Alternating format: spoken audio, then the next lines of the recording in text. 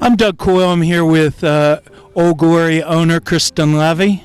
Dunleavy? Dunleavy. Dunleavy. Trouble with that. That's all right. Chris, you've been at the forefront of Major League Rugby clubs in promoting U.S. talent. You probably have had more U.S. and players in your lineup than other teams. What way are you trying to develop that talent from the United States and Canada? Sure. I think we're on a mission to be one of the preeminent performing clubs in Major League Rugby, but that's with a long-term strategy also to develop the game here in the U.S. and develop homegrown American talent as we go. To do that, we need to bring the best rugby in the world here. We need to sign players from around the world who help to elevate our game and help to teach our younger players how to play it at the highest professional level. We need to bring in coaches from the best rugby nations around the world to teach the game here.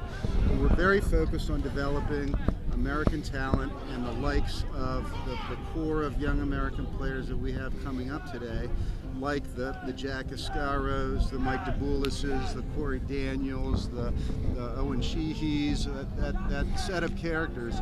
And what we're doing is we're not only making sure that every international we bring in is a team player, a man of character who's contributing to a team environment, but is also there to teach and elevate the game for the guys we're developing here. We also have some unique opportunities because of our ownership structure and our relationship with the Scottish Rugby Union. This year we sent 3 players, John Rizzo, Owen Sheehy, and Corey Daniel, over to training camp with the Glasgow Warriors of URC, and they spent Glasgow's preseason with them over there developing with players at that level. We did that with Jack Ascara the year before, and we expect we're going to continue to do that every year after MLR season during the URC preseason, send young American players over there to train with Glasgow as a developmental experience. And I think that's some of the unique things we have available to us as we focus on our long-term strategy of developing the American game with the benefit of all the best international influence we can bring in. Is there a possible pathway going to New Zealand as well? Well, we've got relationships all over the world.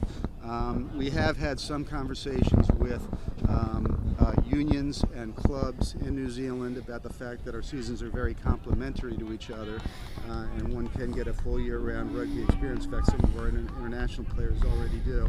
But right now, we're really focusing on cultivating our relationship with Scotland. And my goodness, they've just moved up to the 5th-ranked team in the world, their men's international team.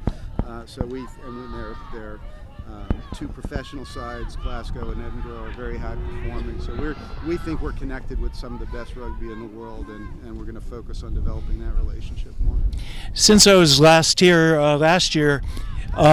Old Glory's undergone a number of changes. You brought in a number of international players that the depth of the team has improved tremendously. Shouldn't end up with wins as well as an exciting product on the field. You've also brought in a new head coach and a new general manager. Can you talk a little bit about that? Yeah, I hate to say it's all about winning, because of course it's about building a great organization that reflects the values of rugby and the values we care about. But at the end of the day, you're not going to build a following, you're not going to build a legend, a tradition, unless you're getting the wins. And we are certainly, everything we did in the off season, in fact really from the middle of last season, was focused on turning this into a winning tradition here and vying for the MLR championship every single year. That started when we made our coaching change mid-season last year, and began what became a worldwide search for the right fit for what we're trying to do here. And that means not only excellent rugby knowledge and excellent rugby coaching ability, but the ability to work with players of different levels of capability, different levels of experience, and bring them all up to a level of professionalism that lets us perform on the field, have what you mentioned, Doug, the depth that we need to. 15 guys aren't going to get you through a season, neither are 23. It's going to take our whole roster to play all the games we need to play and fulfill what we need to. And that means we need a coach who is able to develop every player there to the best of his ability. And that's what we think we have in Josh Sims. That's really what we believe we found with Josh. How about bringing in Marcelo Blanco as GM? Yeah, so Marcelo has been a terrific addition to our team. I don't know if you know, but up until we hired Marcelo in August, I was actually sort of the acting GM as well as the chairman of our ownership group. And I've got to tell you, he has saved my life over the last 6 months, because so much of what seemed like an overwhelming lift previously, Marcelo has taken on. The guy has a background and a resume that's almost makes you wonder what he's doing managing a fledgling professional rugby team, until you find out how passionate he is about rugby, as they are in Argentina. He's doing this. I think this is the job he's loved most in his life, despite his very distinguished background in international banking and government in Argentina. The Argentines love their rugby. He came here to be a business manager to build our revenues from tickets and sponsorships. But the guy loves his rugby, and he has a tremendous network among Argentine players, which is why you may have noticed an Argentine influence on our roster this year, more so in the previous years. So he's been a fantastic addition, and we're really excited about where our front office staff is going to go under Marcelo's leadership. Is it true that you take non-match day 23 players and have them work with the visiting team, walk them all over to Washington, D.C., tire them out a little bit? Yeah, we do that. We get into their hotel room the night before, make sure to pull the fire alarm around 2 a.m. We got all kinds of ways to make sure that we're hosting these guys properly.